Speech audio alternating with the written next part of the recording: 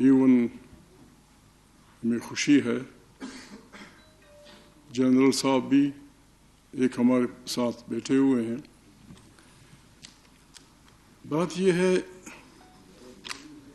ہم نے یہ تنظیم یا یہ فنکشن یا یہ جدوجہد خدا نخواستہ اس لیے شروع نہیں کی کہ ہم لوگوں کو گالیاں دیں، ہم لوگوں کی بے عزتی کریں. ہم اس ملک کے رہنے والے ہیں. کوئی ملک جاسوسی اداروں کے بغیر نہیں چل سکتا، کوئی ملک افواج کے بغیر نہیں چل سکتا، کوئی ملک ایک مستقل نظام کے بغیر نہیں چل سکتا جس پہ تمام ملک کے عوام کا اتفاق و اتحاد ہو. جاسوسی ادارے ملک کی آنکھوں اور کانوں کی طرح ہوتے ہیں. جس ملک کے ادارے زیادہ انٹیلیجنٹ ہوتے ہیں وہ رہبری کرتی ہیں اپنی سیاسی رہبری کا، پھر اس کی روشنی میں فیصلے کیے جاتے ہیں. میں معافی چاہتا ہوں، ہمارے ہاں بدقسمتی سے ہمارے جاسوسی اداروں نے اپنی طرف سے ایک نظام خود ہی اپنے لوگوں کو، معافی چاہتا ہوں، کرپٹ کرتے ہیں، ان کی فائلیں بناتے ہیں اور پھر ان کو پاکستان کی رہبری حوالے کر کے پاکستان کی رہبری دیتے ہیں. ایک آدمی جو خود عوام سے نہ اٹھ کے آیا ہو اور آپ کی خدا نخواستہ اس کی وجہ سے how he will represent Pakistan. بات یہ ہے یہاں بڑے پڑھے لکھے لوگ موجود ہیں. یہ جو نسخہ ہمارے دوست استعمال کر رہے ہیں، یہ نسخہ پرانے سوویت یونین میں فیل ہو چکا. سوویت یونین کا کوئی آدمی، چاہے پریزیڈنٹ ہو، چاہے آرمی چیف ہو، چاہے KGB کا سربراہ ہو، چاہے وزیر خارجہ ہو، چاہے گرومیکو فلانا، کوئی آدمی بن نہیں سکتا تھا جب تک وہ اپنے جاسوسی ادارے کی اس سرنگ سے نہ گزر گیا ہو. 60 سال کے بعد وہ نظام بکھر گیا. 5 6 10 15 ممالک، حالانکہ لٹریسی ریٹ ان کا 100% تقریباً تھا، گزارے کے مکان ان کو مل چکے تھے، تعلیمی ادارے تھے. then why they separated from Soviet Union؟ ہمارے خیال میں یا بڑے عالم فاضل لوگ بیٹھے ہیں، میں دانشور تو نہیں ہوں، دانشخوروں میں اپنے کو شمار کرتا ہوں. بات یہ ہے انسان بنیادی طور پہ حق کی حکمرانی میں حصہ چاہتا ہے. Uzbekistan, Tajikistan, Afghanistan, ترکمنستان، why did they separate it؟ Soviet union کے اکابرین نے بس یہ مہربانی کی، حالانکہ ان کے ارسینلز میں آج بھی اتنے خطرناک ہتھیار پڑے ہوئے ہیں کہ وہ اس پلینٹ کو 2 دفعہ تباہ کر سکتے ہیں. انہوں نے کسی کا راستہ نہیں روکا. بابا اب جانا چاہتے ہو، ویل اینڈ گڈ. ہمارا پرابلم اس ملک میں یہی ہے. آزادی ہمیں ملی ہے 14 اگست 1947 کو. اس آزادی کے ثمرات نیچے تک نہیں گئے ہیں. ہم نے اپنے لوگوں کو حق کی حکمرانی میں حصہ دار نہیں بنایا ہے. حق کی بات کرو بس فوراً وہ ہو جاتا ہے، الزامات لگ جاتے ہیں. میں یہاں چونکہ دانشور لوگ بیٹھے ہیں، شریف لوگ بیٹھے ہیں، کچھ گلے کروں گا.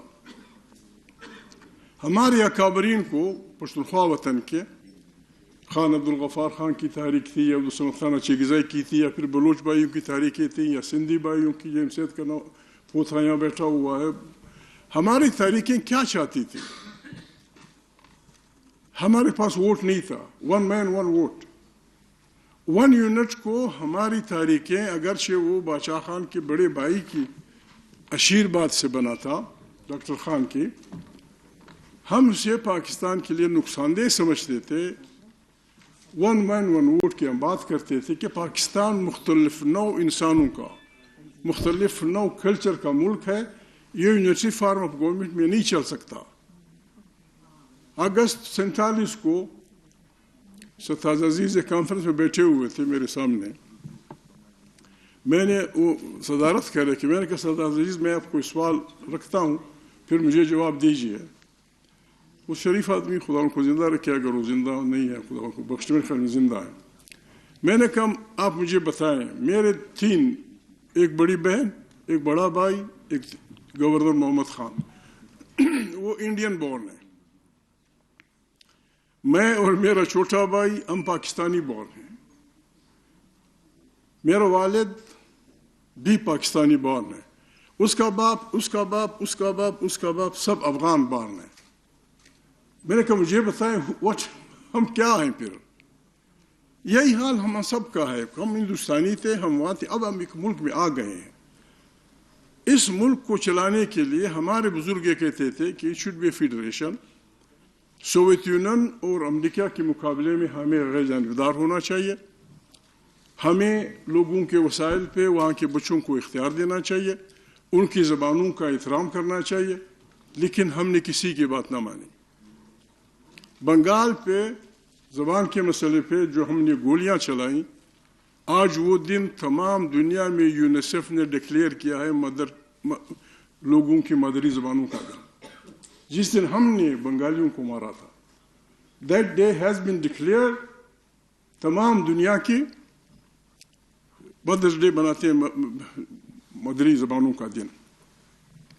بات یہ ہے, ہمارے گلے یہ ہیں ان باتوں پہ کہ ہم ووٹ مانگتے تھے, فیڈریشن مانگتے تھے, یونٹ توڑنا مانتے تھے.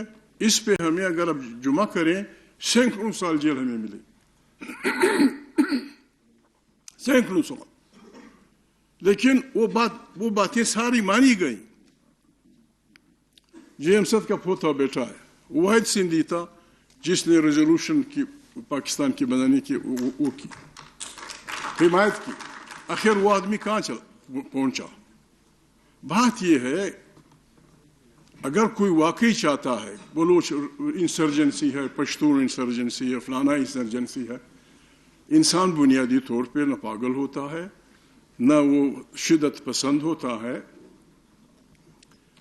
امن انسانی ضرورت ہے اور امن جسٹس سے جڑی ہوئی اصطلاح ہے. جہاں انصاف ہوگا وہاں امن ہوگا, جہاں انصاف نہیں ہوگا جھگڑے ہوں گے. بھائی بھائی سے لڑے گا, ایک گھر میں انصاف نہ ہو بھائی بھائی سے لڑتا ہے. معافی چاہتا ہوں, بہنیں بیٹھی ہوئے ہیں, شوہر بیوی لڑتے ہیں, باپ بیٹا لڑتے ہیں. اسی لیے قرآن کریم ہمیں حکم دیتا ہے اعدلوا اقرب للتقوی. آپ عدل کریں, آپ تقوی کے قریب ہو جائیں گے. ہمارے پشتون, بلوچ, سندھی, سرائکی اپنے ضلع زارہ کے لوگ چائنا جاتے ہیں, یورپ جاتے ہیں, جب آتے ہیں یار بڑے اچھے لوگ تھے اگر وہ کلمہ پڑھ لیتے.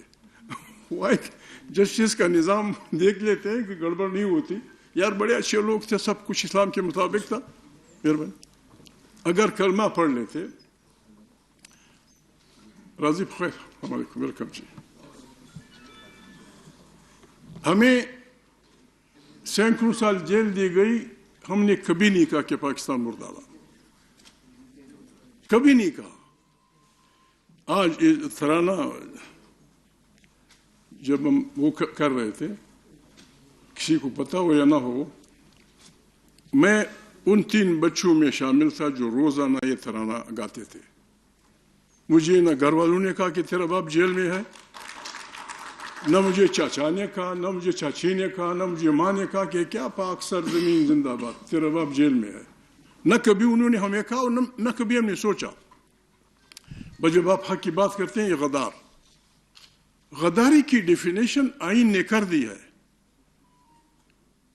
آئین کہتا ہے وہ آدمی جو ابروگیٹ کرے گا کنسٹیٹیوشن کو, سسپینڈ کرے گا, اس کی بے عزتی کرے گا, ہی از ہائی ٹریزن کا وہ مجرم ہے. یہاں حامد رضا بھائی سے میں وہ کروں گا, یعنی سینکڑوں بچوں کو سندھ کے, پنجاب کے, سرائکی بیلٹ کے, ضلع ہزارہ کے, پشتون بیلٹ کے سینکڑوں بچوں کو CRPC 144 کی مخالفت میں گولیاں ماری گئیں.